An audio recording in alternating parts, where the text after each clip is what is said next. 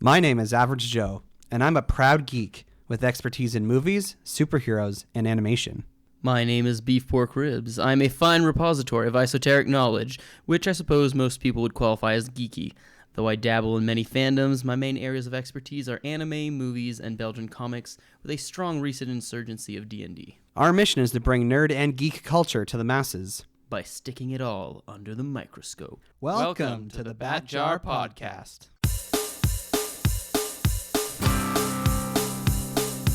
Movies, comics, graphic novels, TV, cartoons, animation, nerds are geeks, entertainment culture. Hear it on the Bat Jar, Nerdy Power.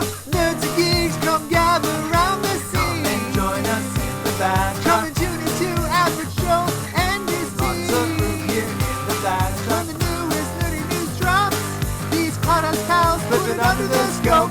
DC, Marvel, Disney, Star Wars, cinematic, multiverses. Bat Jar, Nerdy Power. Hello there, and welcome to the Bat Jar Podcast, where we put nerd and geek culture under the microscope. And the microscope just follows us around and has cute creatures inside of it. Beef Pork Ribs, happy 2021. Yes, it is a new year, and you know what they say, new year, same old me. Well, you're not exactly the same old you. You're a year older, and unfortunately, I didn't acknowledge those 5 days where I was older than you because we're the same age again, so it's unfortunate. Yeah, we're a bunch of old fogies here in this podcast. It's man, a year from now we're just gonna be like we're gonna be 30, and it's gonna be really sad. I mean, it's gonna be real experience and aged wisdom we're bringing to this world. Yeah, I don't want to think about that right now, but I hope everyone enjoyed their holiday season. It is the as of the time of our recording, it's the last day of the Christmas liturgical season in the Roman Catholic tradition. So I've sadly brought in all my Christmas decoration boxes from my shed, and over the next week I'll be packing everything up. And you know, it's always sad to see the Christmas stuff go away, but it's not special if it's out all the time. So I just got to suck it up and put it away. Beef Pork Ribs, did you enjoy our time off? I mean, I did, but not in the sense that I enjoyed not doing the podcast. I have been missing it a little bit, but mostly because it would have given me a sense of what day of the week we were, which I've kind of lost over the holidays. But I did enjoy it. There was much video game being played, and much relaxing. So, yeah, I can't complain. That is fair. I was also missing the podcast. It's like we had a whole 2 weeks off, and I was like, man, there's so many things I want to talk about. But especially where I'm in Ontario, there's a lockdown, so you don't really see as many people.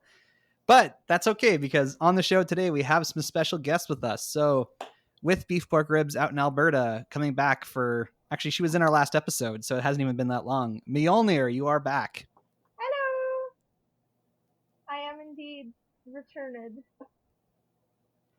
And hopefully the new year is treating you well thus far. Yeah, it's been pretty good. What do you mean it hasn't been that long? It's been a whole year since the last episode. So... Right, yes. You actually haven't somebody used that joke as much as I thought you would. I used it like 3 times, which is 3 times too many.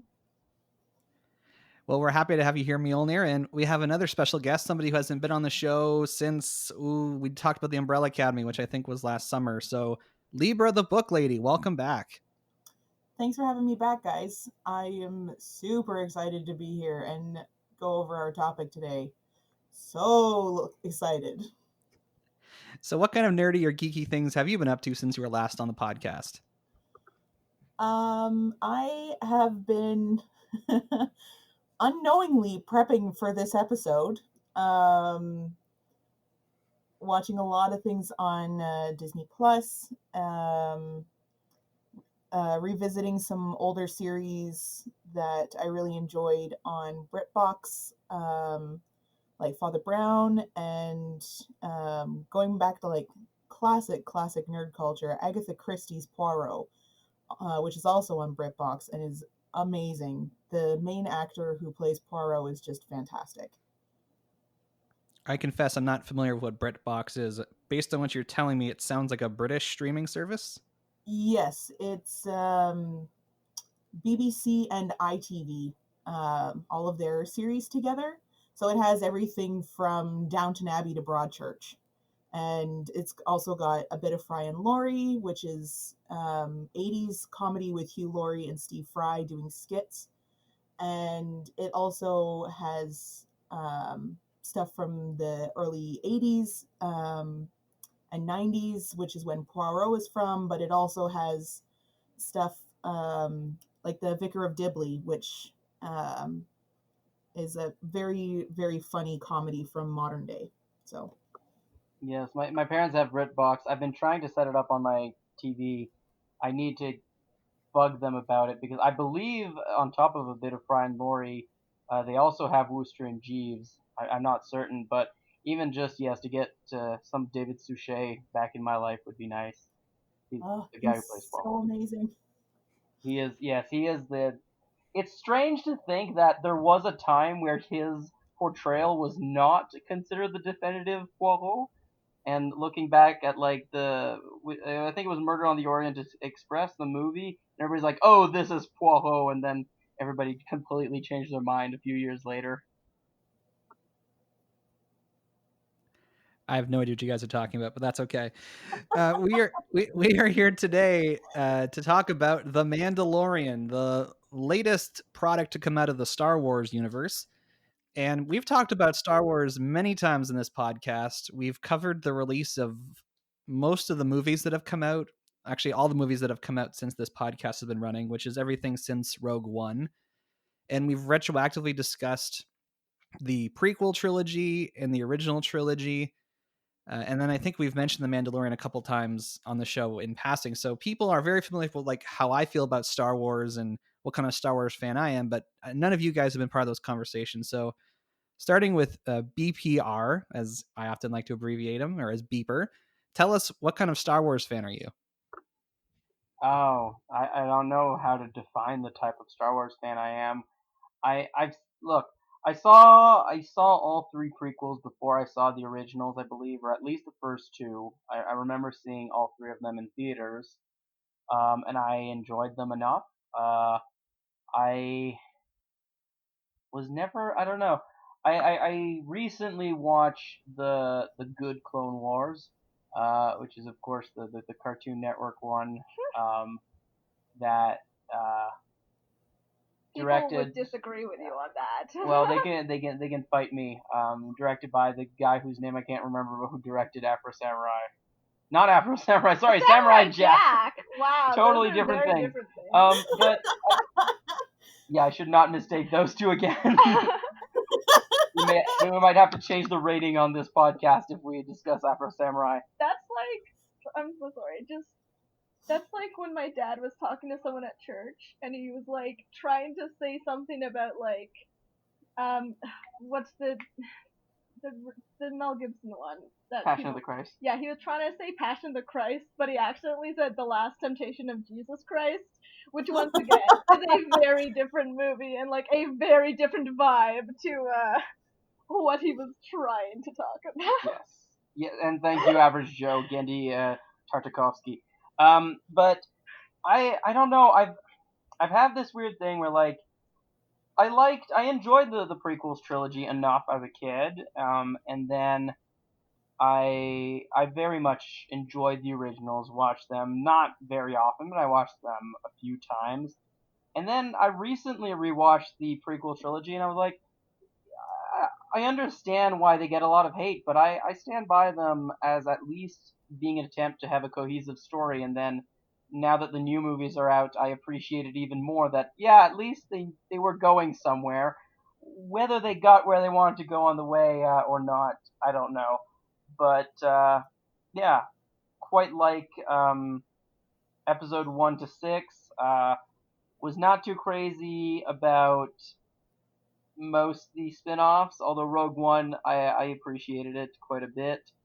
And yeah, and honestly, I was throwing shade at the 3D animated Clone Wars as being the lesser. I still think it is the lesser show, but it still is great, and I appreciate it a lot. But as far as like extended knowledge of names of people, reading Star Wars encyclopedias as a kid, I did not do that. Um, but I did go for quite a bit of a binge once on YouTube. Uh, I think it was a channel called the Star Wars Reader, which has basically become obsolete because the extended universe doesn't exist anymore. But I did get a little bit of interest in it, but I never actually read any of the EU books myself. And Libra the Book Lady, can I presume that perhaps there is some Star Wars reading in your Secret Origin? Actually, there isn't. This is one of the few mythos, like, universes that where I have no familiarity with the books. I grew up with the original trilogy on tape, like on VHS. Back when we used to still say we have it on tape.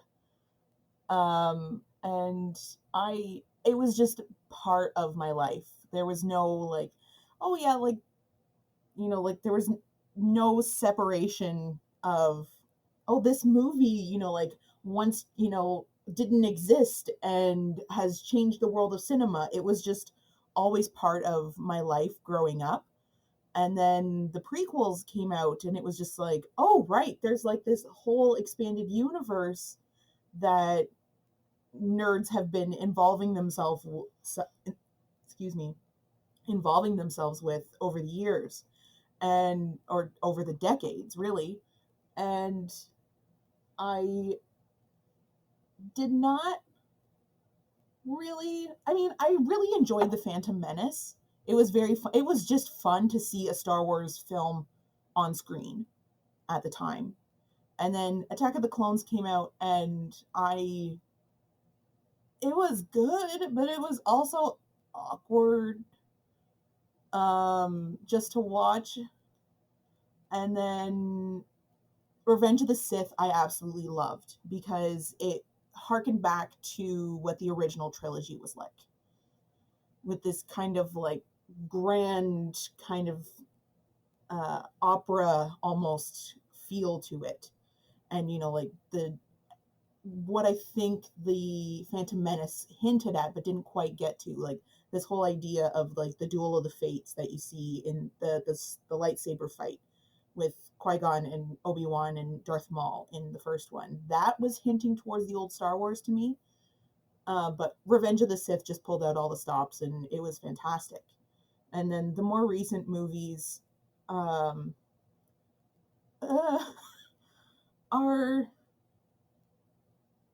painful for different reasons. Everyone has a different reason for why it's painful. And yeah, and I don't think I have time to go into all of that.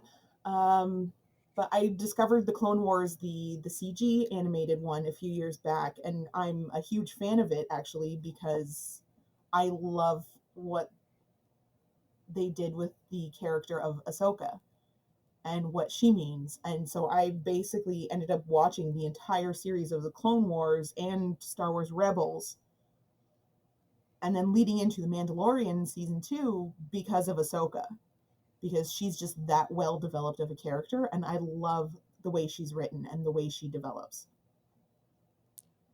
And Mjolnir, what kind of are you similar to any of us, or do you have like a different, unique story? I grew up in a Star Wars family. Star Wars was like really big in my house, so like we would watch all the movies. Like growing up, we'd watch, like, have a Star Wars marathon like every year, watch them all over like the course of a week or whatever, whichever ones were out at the time. Because I remember, because I grew up in a big family, so going to the theater as a whole family was very rare. And I remember it being a huge thing. We all went to go see episode 3 in the theaters. And it was like this big, like, kind of once a year family occasion type thing. And like, for me growing up, so I grew up with the prequels, and I didn't realize people considered them so different from the original trilogy until like much later in life, because for my family, Star Wars was Star Wars, and they didn't really see a difference or like yeah, like they're like, oh, it's all just part of George Lucas's like overall vision and stuff, and just appreciative for what it was. And going back and watching them again, it's definitely like, yeah, there's some problems, but yeah, I still enjoy them, and obviously there's nostalgia there and stuff, but like, I still think they're way more enjoyable than most of the new stuff. Um, and the new stuff, my entire family hates all the new stuff. Force Awakens was okay. I personally really liked Last Jedi, except that I think they should have made stronger choices in the end of it. And then, like, you know, Last Skywalker was Rise of Skywalker was just a disgusting mess. But yeah, and so because Star Wars was so important to my family, I didn't read that many of the extended universe books. I think I read some like children's novels of various things, but like I read like the entire Star Wars encyclopedia that like my family got out from the library. I was like very proud of knowing like the names of a lot of the aliens and like of the species and stuff. Like shoot, what's her name? Snoodles. I know that like CGI alien with like the big lips that got added afterwards to like Return of the Jedi. Yeah, I know that her name is Snoodles. That's just, it's kind of sad that I know that, but I do. Like, I have a lot of very useless knowledge in my brain that comes from the Star Wars universe. Now, you're much closer to the age of kids who would have grown up with the Clone Wars animated series. Did you watch it while it was on? I remember I watched the movie that like kicked off, that was supposed to kick off the Clone Wars, the one that everyone hates and says is terrible. I remember liking it. I haven't seen it since I watched it that one time as a kid, but I remember liking it. And I do remember specifically liking Ahsoka, even the way she was portrayed then, which I've heard that she gets better developed later on and stuff. But I even liked the way she started out personally, or from memory. But like I think I watched that with my uncle, and then my parents were mad that he showed it to us, and like I remember not being allowed to watch the Clone Wars TV show. I'm not 100% sure why. My parents had a lot of really strict rules that sometimes didn't have very clear reasons. Um, so yeah, it is funny because we were so into Star Wars, but like that was one that for some reason my parents decided wasn't allowed to be part of the canon that we like ingested. Fair enough. Now, people listening might be like, why are you talking so much about this Clone Wars show? It'll make sense as we get into talking about The Mandalorian, which is a show that is on Disney Plus. And as we talk about the show, we're not going to get too much into, well, we'll spoil things for sure. So if you haven't watched it, maybe you should stop listening and just go watch it on Disney Plus. And if you don't have Disney Plus, find a friend who does. You can have 7 users on a Disney Plus account. I'm sure you must know someone with Disney Plus that can give you access. If you know me, I don't mind setting up a profile for you. It's that worth it. There you go. Now, it is fascinating because The Mandalorian started when Disney Plus launched in November 2019. And I find it fascinating that it took 41 years for a live action Star Wars show to come to television. Because in my mind, it's like you look at the Star Wars series, it's done pretty much everything else. It was in, live action films, animated TV shows, books, video games, you name it. And yet, I don't know, maybe because the holiday special was received so terribly. Does it surprise anybody that it took all the way till 2019 to see a live action Star Wars show? I know there were a couple live action TV shows that were in the works at certain points, though, I think, and just various things made them fall through. Like, it does seem like an obvious idea, and like they did think of that, and then like things kept happening. Like, I think because there was supposed to be some sort of like TV show about like Coruscant, I think, and about like the seedy underbelly of Coruscant at some point. And I know I've seen a lot of behind the scenes features for things that I can't always remember like where it came from, but I definitely remember seeing some stuff about like it just I think maybe partly because it's such a big universe that so many people care about or whatever. It's just there were a lot of complications that they weren't able to overcome until recently. Yeah, I think that's also like it is kind of surprising, but at the same time not very, because a lot of things it's it's one of those weird things. When something starts as a TV show, it's quite common for it to get some movies. When something starts as a movie, it's far less common for it to kind of like get a TV show later on or a spin-off as a TV show. Like it does happen, but it doesn't happen that often. And and Disney was kind of putting that forward for Marvel as well. Not that Marvel hasn't done other things itself. So I think it might have just been the culmination of all those things coming together that finally made The Mandalorian happen. There did used to be that trend of doing like cheap cartoon spin-offs of movies. That used to happen a lot. But and I guess especially for like it sounds weird to say that animation is easier and cheaper to do for some things, but like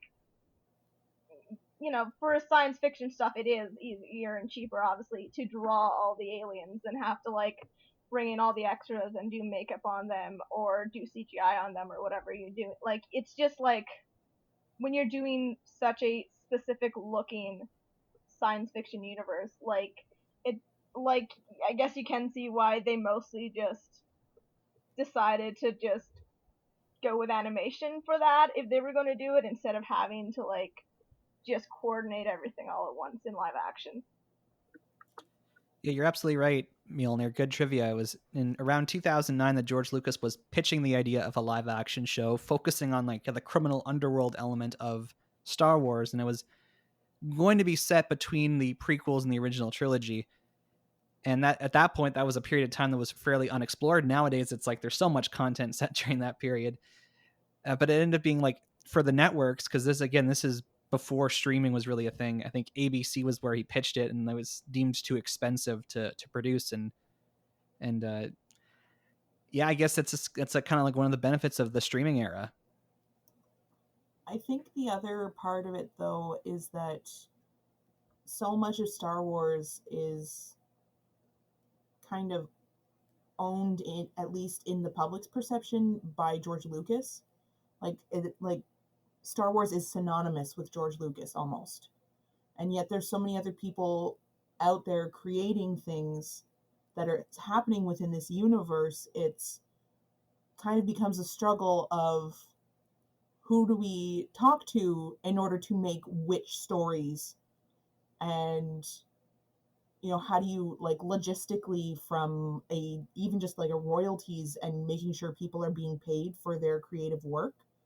I can see that being a big mess because there's so many people out there creating everything and all of these different stories and the extended universe. Like it was almost kind like, and I know a lot of people are upset with Disney like basically splitting it into canon and legends, and everything written in the extended universe is now just kind of extra.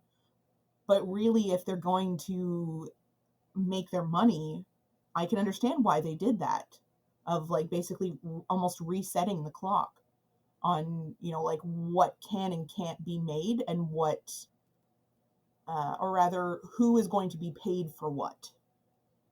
So from that perspective, I understand why it took so long. So because it took him almost 20 years just to get Phantom Menace made. So yeah, that doesn't surprise me at all that it's taken this long to get a proper, well-developed TV show that's kind of groundbreaking in an era of already like advanced technology and like the streaming services and everything else. Like I don't know if you guys have watched the Disney Gallery docuseries for The Mandalorian, but how they filmed a lot of the show is just absolutely mind-blowing.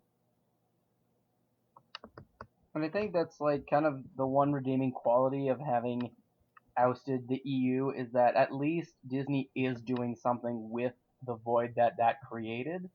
And if it does keep being of the same quality as The Mandalorian and less of the quality of some of the spin-off movies, then then it's not as bad. But it does kind of need to uh, work into that way. And what did I think? Yeah, and they do acknowledge certain things from the EU, though probably not enough for hardcore fans to be happy. But they gotta do that, they can't just shove everything at once either. Like, I do appreciate that they are taking elements from the EU and they are looking at it, and because the extended universe wasn't super well regulated and stuff, like, there are a lot of things that were, not everything matched up together and made sense. Like, they couldn't say all that was canon because that wouldn't make sense. So it was like a difficult situation, but it's like the lesser of two evils, I think, to like wipe it clean and then like slowly reintroduce the best of the extended universe, as long as they handle it right. See, it's so interesting for us to talk about this now because it's sort of common, but if you grew up with the original Star Wars movies, that's literally all there was for Star Wars content was the movies. And there were no books. You had to wait a year to get the toys. And so the Star Wars fandom really grew from just the films and what was seen in the movies. And so like the idea of Mandalorians, which is of course like the show is called The Mandalorian.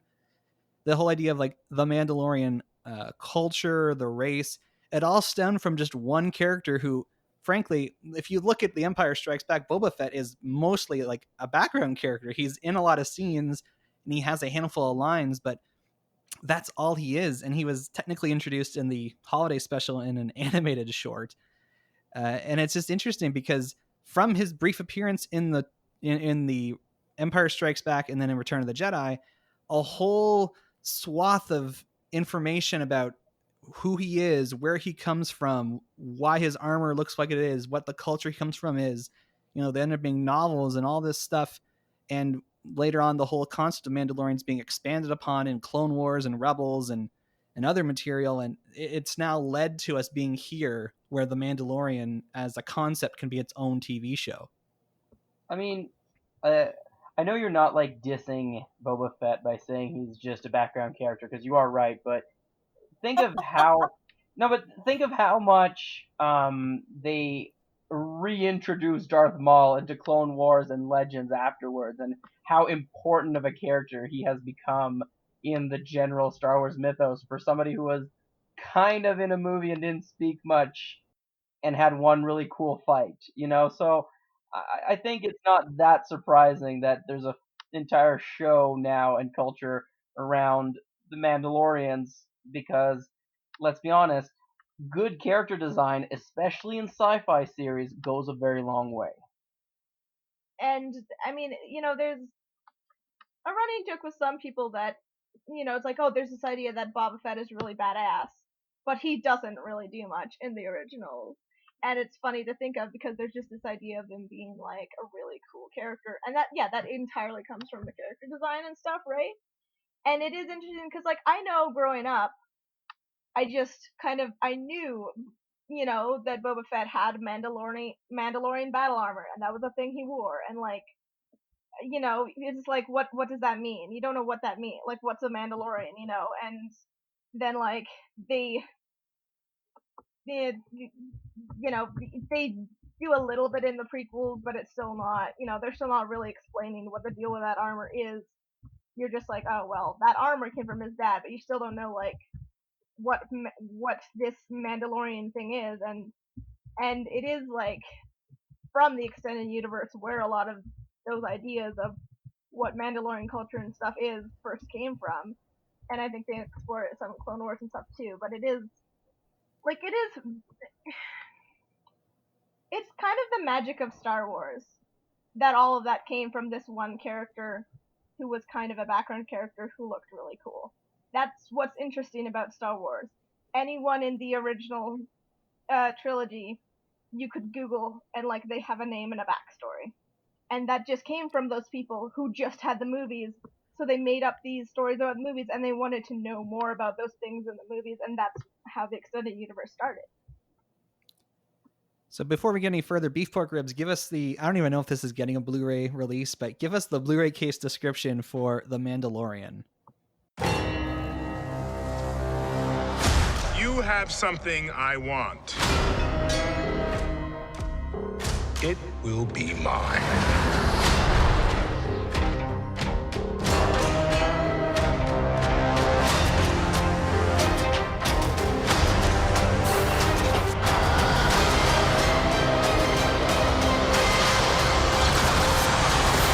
The Mandalorian, new season streaming October 30th on Disney+.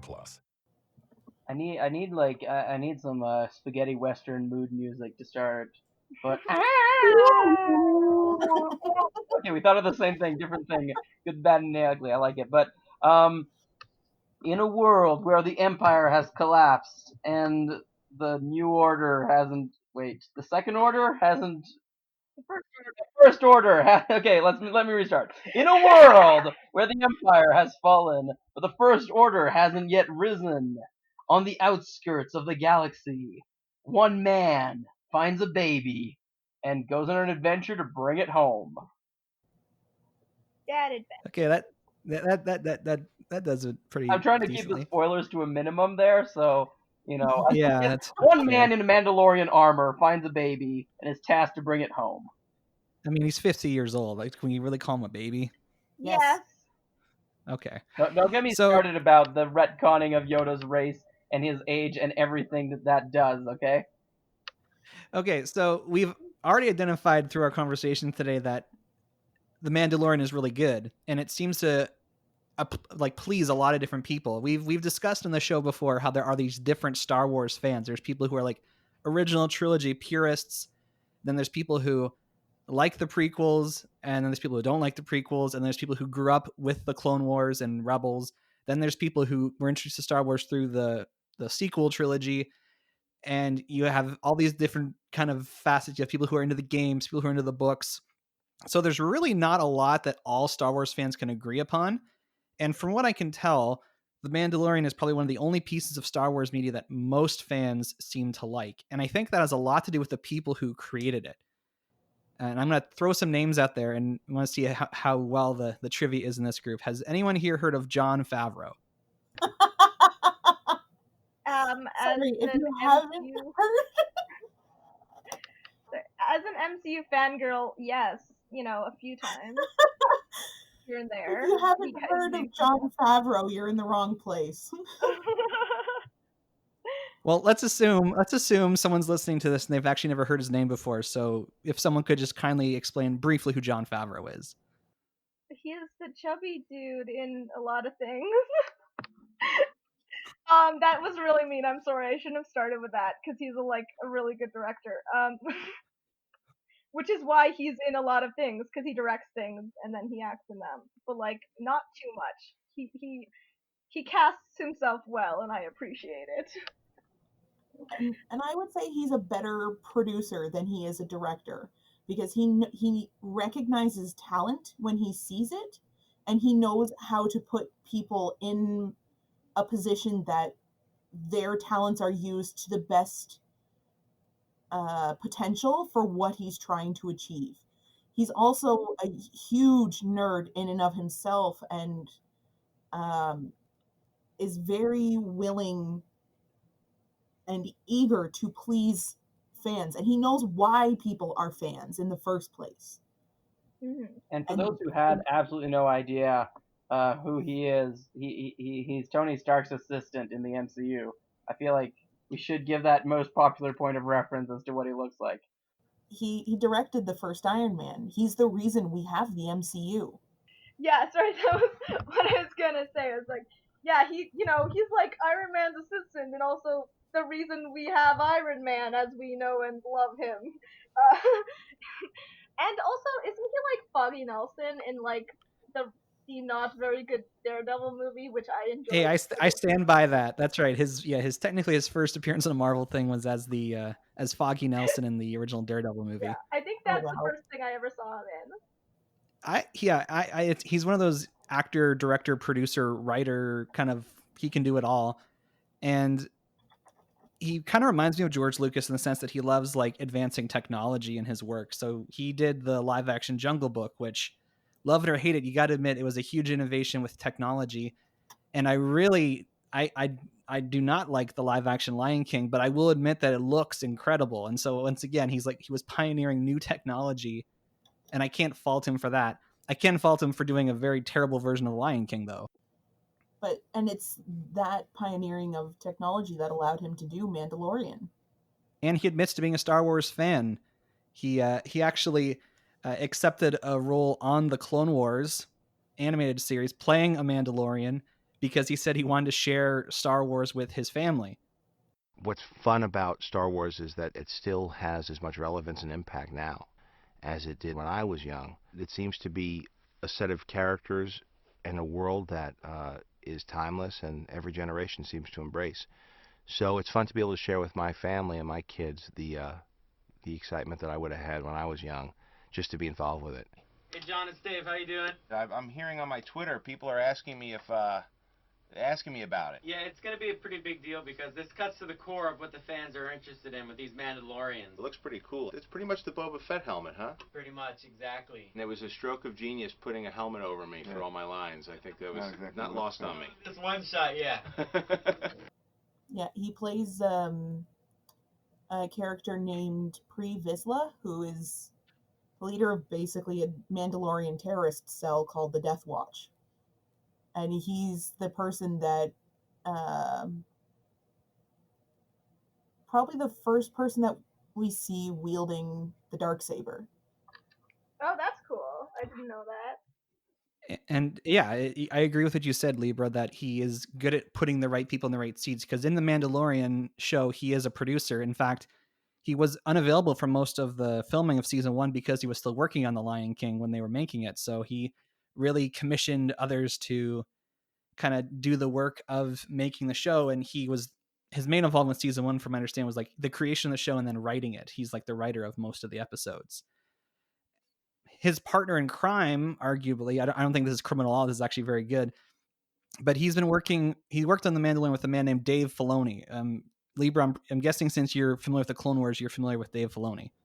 Yeah, Dave Filoni was contacted by Lucasfilm before Lucasfilm animation existed, and he thought it was a prank because he at the time was an animator. I think he was working on SpongeBob, possibly.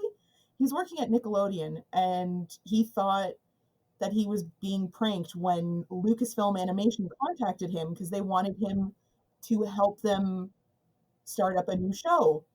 And he was just like, that doesn't exist. What are you talking about? Is this the guys from SpongeBob? Who put you up to this? And then they're like, no, okay, well, this is the appointment. We'll see you. And then he went in there and met George Lucas, and he had tickets for Revenge of the Sith that night. And was just like, my nerd cred just went through the roof. And that's all he cared about. He walked out of the interview, and after saying, it's very nice to meet you and thank you for the opportunity, and then they stuck their head out the door and they're like, yeah, he likes you, you got the job. And then from there they started doing the CG animated Clone Wars, and he basically just sat, like, I picture George Lucas like sitting in a large chair and Dave Filoni just sitting on the ground next to him, like learning at his father's knee about what George had in mind for those 3 years between Attack of the Clones and Revenge of the Sith. And they wrote those stories and created the show. And one of the things he did was he made Ahsoka annoying on purpose from the get-go, so that he knew people wouldn't like her, but he could control why they didn't like her and give her somewhere to grow, and gave her an arc. And that's why she's so fantastic, is because they made her terrible in the beginning and planned it that way. And to me, that just puts them leagues ahead of anyone else in their scope and the way they plan and the kind of creativity that has gone into the Clone Wars, the Mandalorian, all of it, as opposed to the way the sequels were made, which was not like that. It does seem a little odd that he thought it was a prank, because there had been the 2D animated Clone Wars, and by all account, I mean, it was literally an award-winning show that was started off as 3-minute capsules before and after other shows on the network. It seems a little odd that you would think that, but still glad that it happened and that that entire series happened as well. He probably just didn't think that they would actually reach out to him. Well, and he's originally a 2D animator. He'd never worked with CG. So the fact that they're calling him to work on a CG show was kind of weird for him. And then, it's the same thing with him doing Mandalorian. He's never done live action before, and they've made him one of the producers. I was just going to say that it's somewhat lucky, though, that it didn't backfire, because there are a lot of examples, especially of animators or people with a background in animation going from 2D to 3D that have not done well at all. If anybody knows about the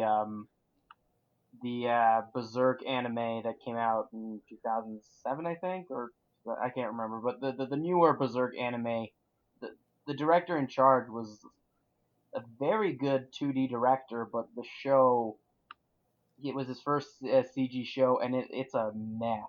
So good on him for having more adaptability and being able to bring Star Wars in a different medium.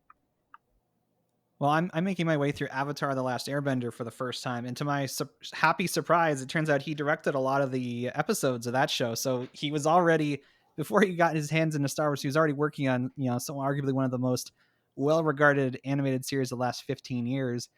And he's a genuine fan.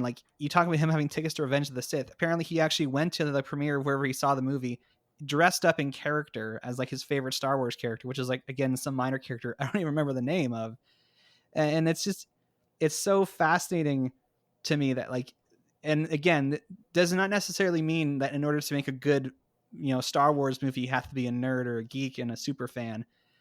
I think it's actually there's been cases where people who are fans, like Sam Raimi was for Spider-Man, it's when you're a certain kind of fan, it's hard to appeal to everyone. But Dave Filoni has somehow been able to create Star Wars content over the last, I guess it's been over 12 years now since Clone Wars, that he's able to make content that he knows that multiple iterations of Star Wars fans will enjoy.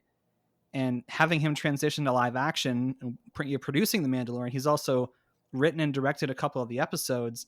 And I gotta say, the episodes he's directed are some of the best ones. So, luck. I don't know if it's obviously it's talent, because it's obviously he wouldn't be in these positions if he wasn't talented. But it's just impressive to see, someone kind of make that jump. And you mentioned, Beeper, how sometimes transitioning from one format to another can go terribly.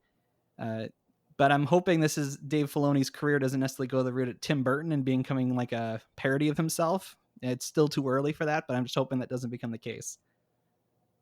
Well, I think the main thing, one of the main reasons that Dave Filoni is so successful, yes, talent and capability and adaptability have all contributed, but those years working with George Lucas on Clone Wars, he understands what the show is about and where, the story that George was trying to tell.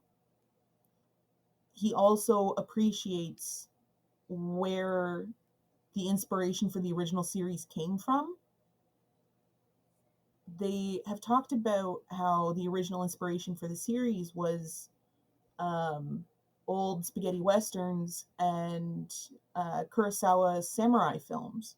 That's why there's a lot of that kind of feel to Mandalorian, and I think that's why it's so successful, is because it's harkening back to those original inspirations, those the Campbellian myth, the hero's journey, the archetypal sort of stories and myths that are built into our culture and the human experience. That's the kind of stuff that makes Star Wars great. And that's why The Mandalorian, I think, is so successful, is because it carries that stuff through. And yes, fans can get fixated on one particular thing that resonated with them and make Star Wars or The Mandalorian or what Clone Wars, and it's all about that. Like, to me, I would not trust myself to be in charge of anything to do with Ahsoka, because I think she's just fantastic. I don't think I'd be able to treat her fairly because I'm so laser focused on how amazing she is. But those kinds of fans who can see the bigger picture, those are the kinds of people who should be in charge of this, and the ones who should be developing more content so that everyone will love it. So The Mandalorian, okay, the show has 2 seasons as of the time of our recording. The second season just finished in December. The story is kind of simple. And I remember, like, touching base with friends between weeks, be like, oh, how'd you like this week's episode? It's like, oh yeah, like it was fine. It didn't feel like a lot happened. And so when you think about season 1, to me, that's how I kind of think about season 1 of The Mandalorian. It's like, yeah, there isn't a whole lot story-wise that happens. It's kind of, it feels like a lot of, I guess, like setting the stage, if you will. Like, you're introduced to a lot of characters and the central, timeline that we're in and what have you. And I remember, like, just sitting down and watching each episode as it aired, being totally engrossed in the environment, and like did not care at all the fact that like there wasn't a lot happening. There was just so much atmosphere, and you felt like you were in the Star Wars universe, that it didn't bother me that the plot was fairly simple. Yeah, for sure. It's just a lot of side quests, and it's great. I think also though, like, the people they picked, also like the actor, like, I don't know if we want to get into it right now because we were talking about the story, but I think that they did pick good actors to make simple stories matter, right?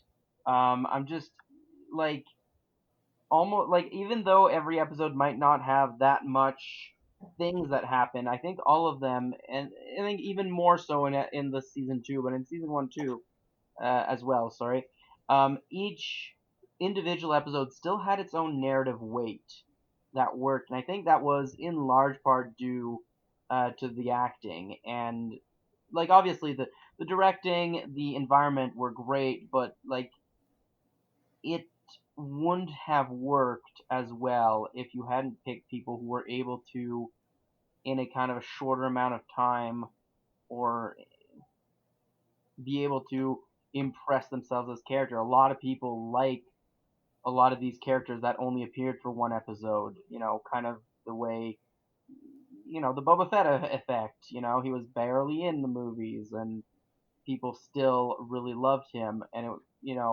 so I think that there has to be some credit given to that as well, that they got people who were able to quickly and effectively transmit emotion and make you care about their characters. There's like a lot of one-off characters that feel like they have the potential to be there all season.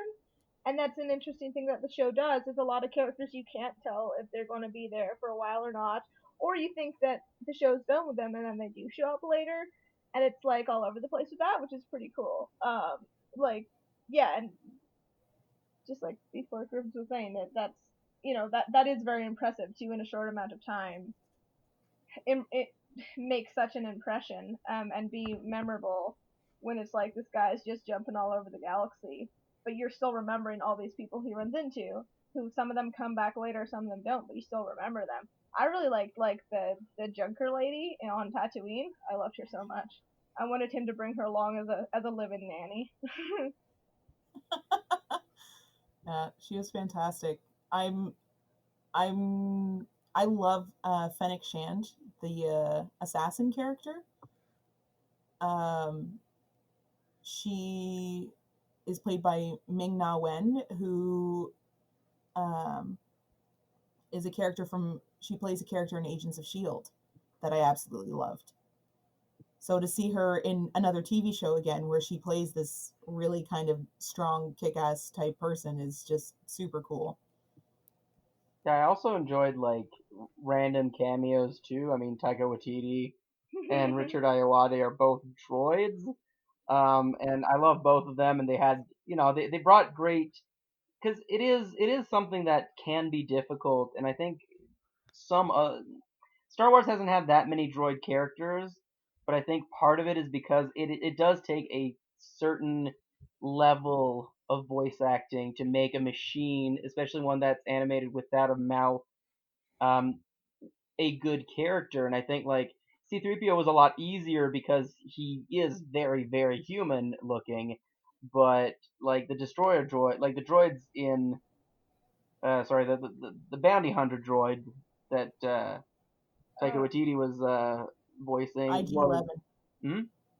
IG-11. IG-11. That's it. I knew it was an IG unit. Yeah. I always go IG-88 because that's the big one. That was the first one. But the point is that it's not a machine that looks human or that would seem to emote, but it still worked as an emotional character. Mm. Yeah, and I think that's you're hitting the point right on the head, is that the show has really great characters, and each chapter, because each episode is labeled as a chapter within Disney Plus, it feels like a mini movie, because every episode or every chapter has like a different director, and it's got like a different setting, so it does indeed feel like its own little slice of pie. Like I think of season 1, there's the episode where they're like, it's a heist and they're breaking into this place to get some information. He's got like this one group of characters, and I was like, this is really interesting. I think it has its own dynamic from other episodes, and you think about a TV show, generally it has kind of the same formula in every episode. It does something different with that formula, but with The Mandalorian, every episode can be almost like its own, like I said, mini movie. And that's the way that they kind of wrote it, and that's also the way that they filmed it. Even though apparently while they were filming, they also had all of the other directors around if they could be, to kind of help and like spitball and help whoever was in charge that day. So they really had like a full-on like creative team who were putting this together. And in some ways, that kind of like episodal but not structure does harken back to a lot of what the Clone Wars was. Like it was a bit more formulaic, but it was mostly like small story arcs that did fit within a larger narrative, but a lot of them could be more independent, um, and were focusing on specific systems who had their own stakes in the war and their own kind of point of view, as opposed to just always being one side against the other. And I'm talking about both Clone Wars. They both kind of did that, I think, pretty well. That's one of the things I like about Clone Wars, is it's not just one, because they're 20 minutes, right?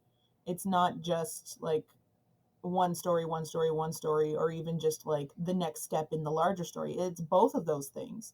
So there's like 3 or 4 episodes for it, like mini arcs within the larger arcs.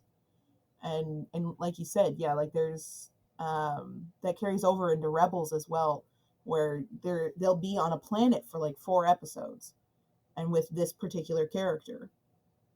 So it allows them to build up these very, like already fascinating characters. And that's something I think that they kind of tried to bring into Mandalorian a little bit, and I think they've done it successfully. Yeah, and when we started talking, we kind of mentioned how there were reasons why there wasn't a Star Wars live action show until now, and part of that was the cost. But Libra, you also mentioned the pioneering visual technology they've used. So maybe if you want to just share with our listeners like how they actually managed to film this show. So I'm not super familiar with VR technology, but my understanding from watching the Disney Gallery docuseries on Mandalorian is that they combine VR technology and game engine technology together, so that, and as well with, rather than having a blue screen, they have set up screens all around a soundstage as well as a ceiling, and then the screens are tuned to where the camera is pointing the same way it would be in, like if you're looking somewhere in a VR simulator, as you look at something, the screen, and similar to a game engine, in real time is creating what you are seeing. So within the scenes that they would have to film in, they would have the scenes built digitally, and then wherever they pointed the camera, the background would line up with what it should look like in the back, like behind the characters. So if you watch them film, like the clips of them filming, you'll see like hills shifting and pieces of sky shifting as the camera moves. But when you put it all together and actually look at and see what the camera is seeing, it looks flawless. So it allowed them to avoid using green screens. It allowed them to light things as close to naturally as possible. And it also allowed them to not have to go back and do as much in post. And they didn't have to go to like on location spots a lot. I think the only main location that they used for season 2 was Tython. But almost everything else was done in the backlot on this thing that they call the volume. And it's like the entire thing is just like a cylinder and a ceiling of LED panels. And it's just, if you like The Mandalorian and haven't watched the docuseries yet, but you're interested in how films are made and the behind the scenes stuff, like if you like the appendices of The Lord of the Rings, you're definitely going to love this. You should go watch it. Yeah, and it's so impressive. Like you would, because I was aware of that they had.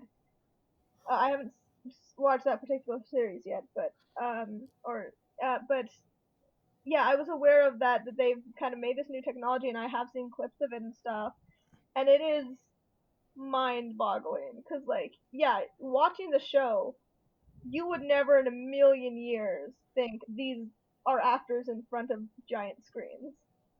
No, it looks flawless. I was very surprised that none of that was a location. It was all digital.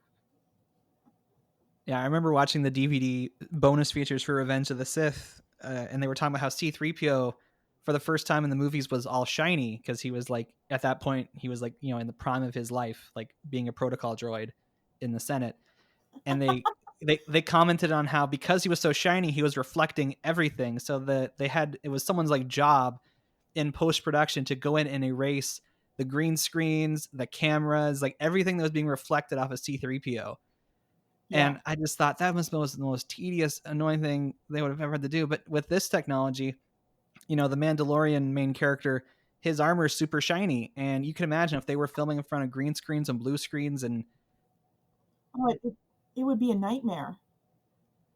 But with the lighting, with the screens, it's all lit naturally. So if something's reflecting off of his helmet, for example, it's the actual light of what it's supposed to be, air quotes.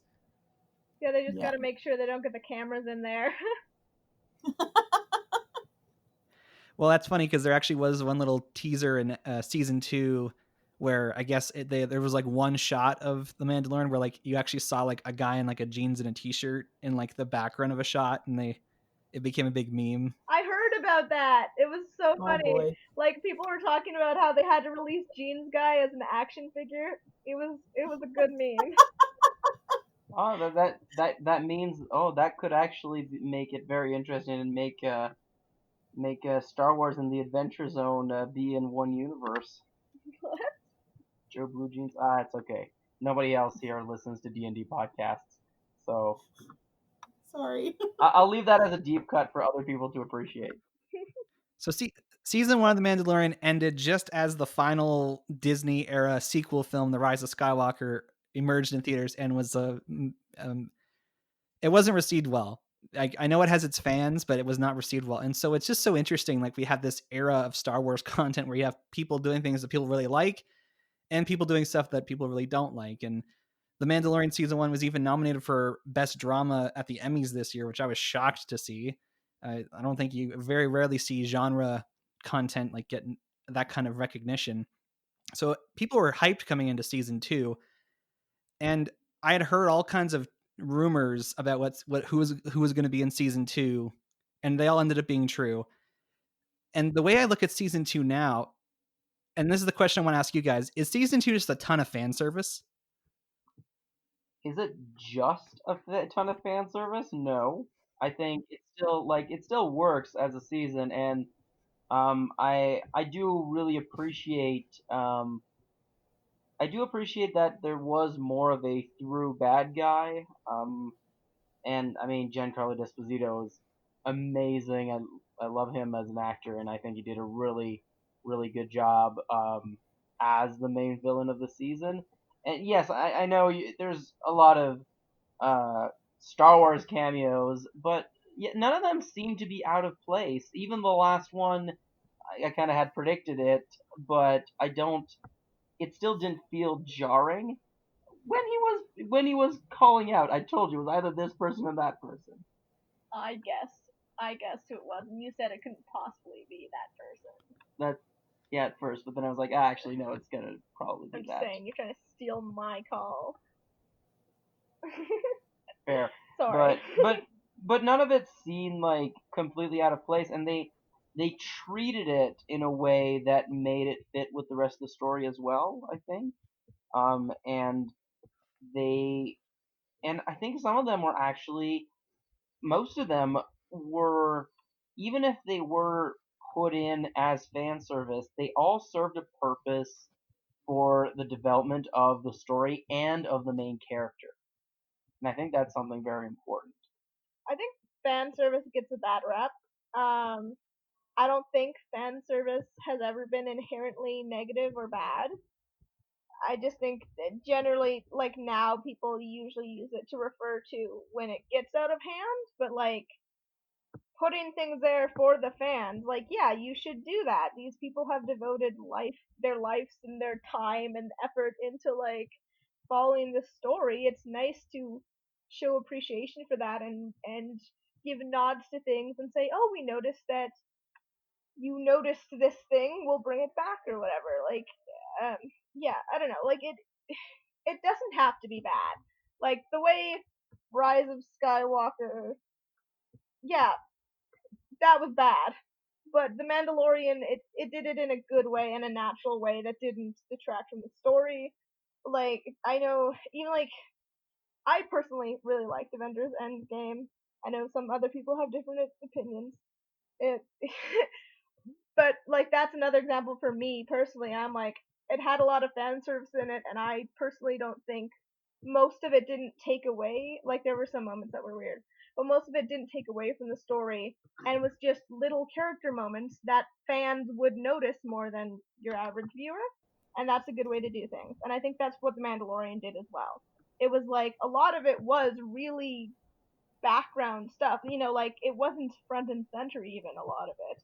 I mean, some of it was, or like some just even just bringing back very popular characters. You know, that's obviously very obvious. But there was like very small little references that only fans would pick up on, and that's nice. But if you have new people who have only ever seen The Mandalorian and that's the only Star Wars they've ever ingested, they're not like, they don't feel like they're missing something, which is a good way to do it. I don't know, because to me it feels like Din Djarin, who's like the supposed to be the main character, he just sort of like blends into the background, because season 2 it's all about Bo-Katan and Ahsoka Tano and Boba Fett and Luke Skywalker, and even in the final episode, like I was more excited by like the group of 4 female characters kind of taking the bridge than I was with Mando's thing, because frankly, yeah, Giancarlo Esposito, or Giancarlo, however you say his name, he's a great actor, but I don't think Moff Gideon's a very interesting character. He's kind of just there, and people like him because it's Giancarlo Esposito. So, and the fact that this show has now 3 spin-offs that are coming up based on these other characters who have been introduced, I kind of leave myself scratching my head being like, is this a good thing? I like Mando's quiet, gentle energy, and I appreciate it, and we need that more, especially in male main characters who are action heroes. It's okay to not be a super big, like, strong macho man who's always the center of attention and thinks he knows better than everyone, and he always has to do the finishing blow. Mando knows how to delegate. He knows his strengths and weaknesses, and he knows other people's strengths and weaknesses, and isn't afraid to lean on other people for help and to just focus on what's really important, which is his adorable little son. Libra, being a fan of the Clone Wars, did it feel pandering to have those characters like show up in this show? I don't think so. Not pandering in the way that is like, oh, we threw this in here just so you would show up. It was more like, we know we have something good and worthwhile that we're doing here. We know you're interested in. We also know that you love this other thing, like Ahsoka, and we know that this is going to, like, you would be interested in more stories with other characters. So we're going to build on what we've already got going in a way that we know will engage you. And yes, you could call that pandering, thinking we know how to suck you in and take your money. But I also think that is, they're making something that's entertaining. I want to be entertained. If they're doing it well, especially introducing new characters like Cara Dune. Who doesn't have a crush on Cara Dune? Oh my God. But also, that's connecting it with things that I already love. So, and that's one of the things I love and look for in a good series is connection. So if they want to make all these kinds of connections, I am here for it. I am 110% on board as long as they do it well. And I think also, like, I thought it was just funny how you said, like, shut up and take my money, or, now give us or you didn't say that exactly, but, those vibes. I think if that was the case, they would have done it in the first season, not in the second season. And I don't think, like, the second season was meant to draw in a bigger crowd, and I don't think it did either. I think what drew people into The Mandalorian was the first season, and the second season kind of just continued on what was going on, like, what it was doing. Like, yes, okay, maybe you're setting up for spin-offs and you want people to be excited about them, but I think people would have been excited about them regardless. And it didn't detract from the main story still. It just added more people to the main story, which I don't think is a bad thing, because Mando has a tendency to do side quests and make friends and then bring them back later. Like that's just been a part of his character from the beginning, pretty much. Which is nice to see. And once again, it's nice to see, like, the lone gunslinger thing, but it's not though, because it's like, no, this is a man who's not afraid to ask for help and to help others. And, he is very separate from society because he was raised by a cult, but for the way he was raised and stuff, he's pretty sociable and, like, and accepting of other people and other cultures and friendly, and, like, he seems like he tries to not make snap judgments of people. He tries to give people the benefit of the doubt and get along with people and find something that's mutually beneficial for everyone. Like, I appreciate that a lot. Like, he's a very low-key character, but I think it does work. And just because they brought in some more characters this season with stronger personalities, maybe, for me, it didn't take away from him and his personality. It was still all from his point of view. The whole season, I never felt like they were, like, stealing his show from him. Well, I think the last thing for me, I'd be remiss if I didn't say this, in defense of Moff Gideon, he's not.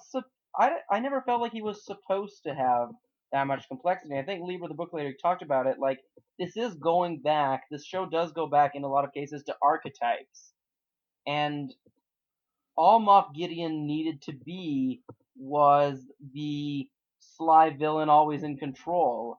And I think, yes, people are very excited that it's Giancarlo Esposito, but also, like, who better to play that than the guy who was Gustavo Fringe in Breaking Bad? Like, never losing his cool, always being in control of the situation. Even when he's losing, he's still messing with people.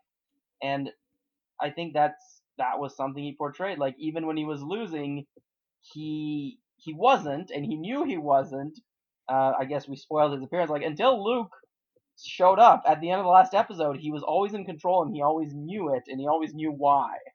And that made him, and that kind of, that is just an archetype, I think, is just the villain who's always right and who thinks 6 steps ahead of the hero, and he played that well, and I think you don't need more than that necessarily, especially in a, remnant of the Empire villain. I also think, I also think if they were really going all out and just wanted to grab money and like throw fan service in people's faces, like, we would have had a lot more Baby Yoda this season, because he was a clear, that's all anyone was talking about the first season, right? Was how cute he was, blah blah blah, which, obviously I adore that little imp, and he just really triggers my maternal feelings a lot. But they knew that, right? They had already put out the show, and then they got all this feedback that people liked him, and they could have, like, stomped on the gas and just made him a way bigger character or whatever, but, like, they had a plan with him, and I think they stuck to what their plan with him was, and they even, like, have now written him out of the show for, like, at least a season or something, is what it looks like, right? And if all they cared about was chasing down, like these quick, like, fan servicey moments and, like, pleasing fans, and that's all they cared about, they wouldn't have done that. They did what they thought was best for the story, which was to have, find out more about Grogu and discover a little more, and then shuffle him off to the side for a while to make room for a new story next season. That's, like, to me, is a huge indicator that they have a plan and they're sticking to it, and they clearly care about this universe and this product they're making. Yeah, it's a miracle we made it this far without really getting into arguably the breakout star of the show, officially referred to as the Child until midway through season 2 when his name was revealed as Grogu. And that's a question I want to ask everyone here, is like, how much of the success of The Mandalorian can we correlate to Baby Yoda? 60%. I think it helped draw people, like the show would have been good regardless. I think it helped, the novelty of it helped draw people into a new TV show that they hadn't heard much about, So I feel like he did more for the show last season because people weren't quite sure what this was going to be, and they had a bad taste in their mouth from some previous Star Wars stuff, and so they weren't sure they trusted Disney and all that stuff, right? And so this little creature, was kind of like this little extra element that got people interested in it, and I think he did a lot to bring in people in the first season for sure. But I think enough good word of mouth had gone around outside of how adorable Grogu is. I want one. And people had gotten enough for a feel for what the show was that I think they didn't need him as much this season to draw people in and to keep viewers, if that makes sense. See, and I don't even think it's Grogu in and of himself, as adorable as he is. I think it's his relationship with Mando.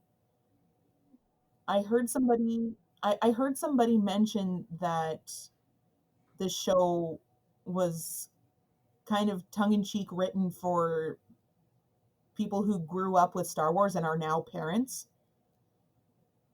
especially with the scene when the child eats all the cookies and then is like, whee, as they're doing like all the aerial evasions, and then he just throws up all over himself. Like, a lot of parents could empathize with that kind of feeling, and that was written in there especially for them. And I think that's also like a testament to how well the show is written and done. It's like yes, you're bringing in new people because, oh, look, there's this weird, cute little alien. You're also bringing in, like old, like diehard fans. It's like, what do you mean there's another Yoda? And people like me who got upset where it's like, stop calling it Baby Yoda. It's the child. And, like all these other people who grew up with Star Wars, and it's like, oh, I haven't actually been that involved in the universe in a long time because, like I have kids now, and oh my gosh, this is exactly what parenting is like. So I think they did a really good job using the child to the best of his potential. Again, that's what Jon Favreau does. Yeah, and I think that's a really good point. And it's also nice because a lot of movies and TV shows are aimed at like 16 to 25-year-olds, So it is nice for sure that people have more recently realized, like, you know what? There are other age groups out there, and parenting and to have something is a big and to part have of something people's that's lives. written. Sorry. Oh yeah, sorry. Like parenting is a big part of people's lives and becomes a big part of your life. Not in a bad way. And a lot of people love being parents, and it definitely is nice for them to like see their experiences on screen in a way that, especially in like an action movie or an action show, where though it normally is like a handsome young man or a young woman or like or a grizzled like 60-year-old loner or something like that, right? You don't get that in between as much. Yeah. Well, and it's not common these days to see something that's fun for the whole family, that's actually fun for the whole family, right? There's usually like something that's really dumbed down but also has these like nods to adults that kids aren't going to pick up, and that's what brings the adults in and allows them to suffer through whatever you're inflicting on them. But at the same, and so it's fascinating to see something that is like, yes, okay, like, yes, I would like, maybe it is a little bit scary for my smaller children, but like you could definitely have like a 6 or 7-year-old watch this as well as a 37-year-old watch this and still be just as entertained. And there's no dumbing down, there's no manipulating, there's no like, oh, we have to make it colorful so children will look at it. And it's like, it's a TV. Like, you're already on a screen. They're going, if you do a good job, people will pay attention and be engaged. I'm a sucker for dad vibes personally. I know a lot of people are, and I think people are realizing that more. Like all my favorite Avengers are dads. It's the best. It's a really good character thing to go with. And once again, I like seeing male characters having more like complexity nowadays and actually being allowed to have relationships, with people and like be vulnerable and show that they can just love a thing, and like this spaceman just loves this little baby and wants to do what's best for it, even if it means that he can't be there for it because a Jedi is what the kid needs right now. Like, oh, yeah, it was such a good moment.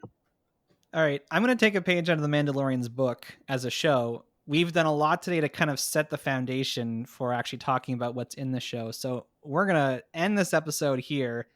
And next week, we'll actually get into talking about the themes and the character dynamics and the things that are in The Mandalorian. So hopefully, if you've made it all the way through this, you're intrigued, or you've already seen The Mandalorian, you just want to talk more about the stuff we're just kind of just scratching the surface of now. So we're not even going to bother looking at mail or anything like that. We're just going to actually just transition out. So if you happen to need to be reminded of how you can reach us, we'll just slot that message in here. If you want to reach the show, you can send us an email at batjarpodcast@gmail.com. or you can tweet us at The Bat Cookie Jar. You can find the Bat Jar Podcast wherever you listen to podcasts, including YouTube, because we got a channel. Share our posts on Facebook, write reviews, give our shows a rating. This will help all people join us inside the Bat Jar, and we appreciate it dearly.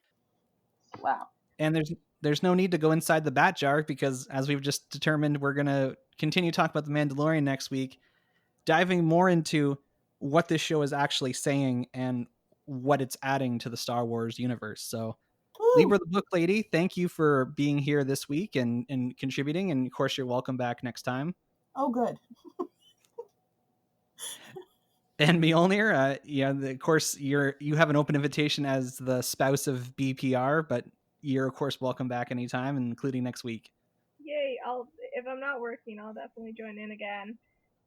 If anyone hasn't seen The Mandalorian, I feel like the fact that we have talked for this long about it and still haven't really got into it at all is a pretty good indicator that it's a well-made show with a lot going on. So maybe check it out before next week. And until next time, when we really continue to dive into the way of The Mandalorian, I'm Average Joe. I'm Beef Pork Ribs. I'm Mjolnir. Libra the Book Lady.